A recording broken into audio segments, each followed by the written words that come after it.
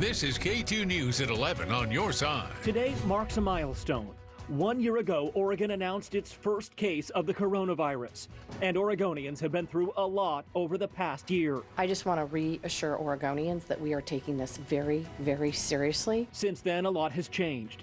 Thousands have died, businesses have closed, thousands still struggling to get by.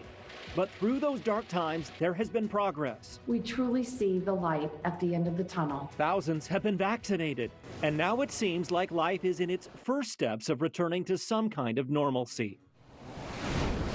Thank you for joining us tonight for KATU News at 11. I'm Lincoln Graves in for Catherine Kissel. 1 year ago today, Oregon began its fight against the coronavirus.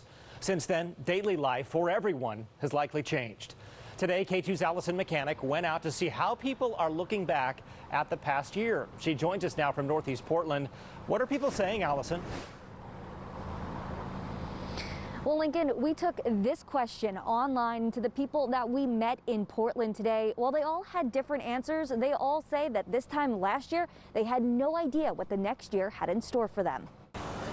From wearing masks to searching for items like toilet paper and hand sanitizer to learning what social distancing is, nothing about the last year has been normal. It's why some say February 28th, 2020 feels like a decade ago. No idea. I had no idea that it would last this long. Paige Hairston had just been diagnosed with stage 2 breast cancer when the first coronavirus case was reported in Oregon. I was on, having to get major surgery, then chemo, then radiation, and then COVID, so I think comparison last year was just it felt like a huge fog. To get through the fog, she focused on better days. You have to have a certain amount of patience, and you have to have that mindset of that this is not going to last forever. Other Portlanders are doing the same. We really want to go back to the real life, so working outside of homes and just try to experience the good things that Portland has to offer.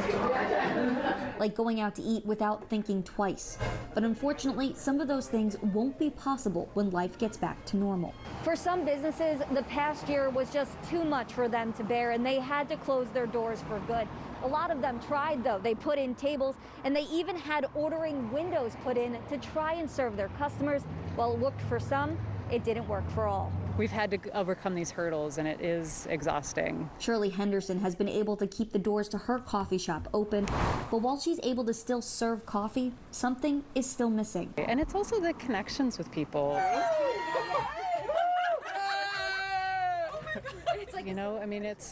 It's nice that we can stay open with a walk-up window, but we're a community shop, and we had people hanging out all the time and gathering.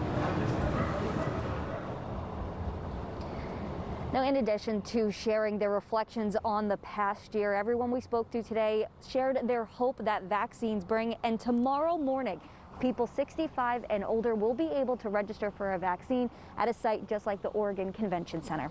Live in Northeast Portland, Allison Mechanic, KATU News. It has been quite a year. Thank you, Allison. The state hopes to make even more progress on vaccinations now that Johnson & Johnson received emergency use authorization for its vaccine this weekend. Last week, OHA Director Pat Allen said Oregon expects to get 25,000 doses in the initial shipment. After that, it'll likely be about 7,000 doses a week. Since the state started vaccinating people, more than 970,000 first and second doses have been administered. And just today, nearly 30,000 new vaccinations were added to the state's immunization registry. This past year has come with heartbreak for many. Over the past year, more than 2,200 people have died from the virus. Governor Kate Brown paid her respects to those who died. She says her heart is with families who lost someone to the virus this year. Brown also thanked Oregonians for their perseverance during the pandemic. Some good news for restaurants and bars in Washington state. Today, Governor Jay Inslee signed a bill that waives a one-time annual liquor license fee. That could help restaurants, wineries, breweries, and distilleries already struggling during the pandemic. Inslee says this is another step to provide some financial relief for businesses as the state works to get them back to full capacity.